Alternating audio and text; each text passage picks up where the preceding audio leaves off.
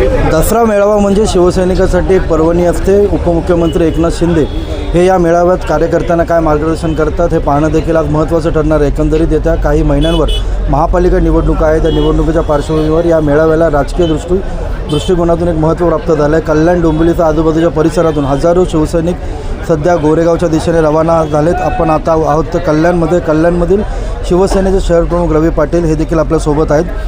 पाटील साहेब, काय सांगाल, एकंदरीत किती कार्यकर्ते आज या मेळाव्याला जाणार आहेत? शिवसेनेचा मेळावा विचारांचं सोनं लुटण्यासाठी हिंदुहृदय सम्राट सरसेनापती बाळासाहेब ठाकरे यांनी जेव्हापासून हा मेळावा सुरू केला आणि आम्ही कल्याणकर हे पहिलेपासून शिवसेनेचं मूळ आहे आणि ह्या सर्व शिवसैनिकांना नेहमी शिवसेनेचं विचारांचं सोनं लुटण्यासाठी सातत्याने मेळाव्याला हजेरी लावण्याची आम्हाला सवय झालेली आहे। आमचे जे पूर्वज होते ते सुद्धा या ठिकाणून ट्रेननी शिवाजी पार्कला त्या ठिकाणी जात होते आणि आजही आम्ही आझाद मैदान असू द्या, नेस्को मैदान असू द्या, त्या ठिकाणी आम्ही आता रवाना झालेलो आहे। काही मंडळी आमची पुढे गेलेली, काही मंडळी मागे आहेत आणि आम्ही आता या ठिकाणी निघतो आहे।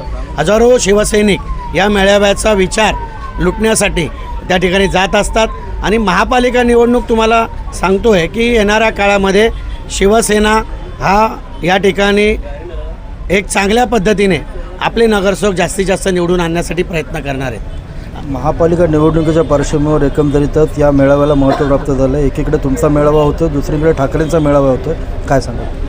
नाही, ठाकरेंचा मेळावा, आम्ही बाळासाहेब ठाकरेंना मानणाऱ्या त्या विचाराची लोक आहोत आणि आता आमचं नेतृत्व धर्मवीर आनंद दिघे साहेब यांनी केलं, त्यानंतर एकनाथ शिंदे साहेब करतायत।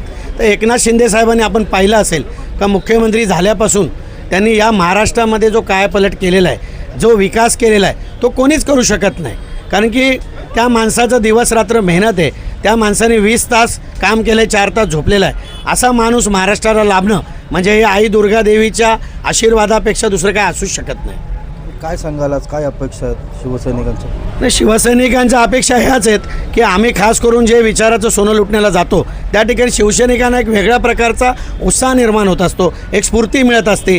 त्यांचे विचार घेऊन या शहरामध्ये एक चांगल्या पद्धतीचं लोकांच्या हिताचं काम करण्याचं जे काम आहे ते करण्यासाठी आम्हाला बळ मिळत असतं। यासाठीच आम्ही या ठिकाणी मेळाव्याला जात असतो। एकंदरीतच आज कल्याण डोंबिवलीसह आजूबाजूच्या परिसरातून हजारो शिवसैनिक गोरेगावच्या दिशेने जातात। या मेळाव्यामध्ये उपमुख्यमंत्री एकनाथ शिंदे विरोधकांचा कसा समाचार घेत आहेत, महापालिका निवडणुकीच्या पार्श्वभूमीवर एकनाथ शिंदे काय भूमिका मांडत आहेत हे पाहणं देखील आता तितकंच महत्त्वाचं ठरणार आहे।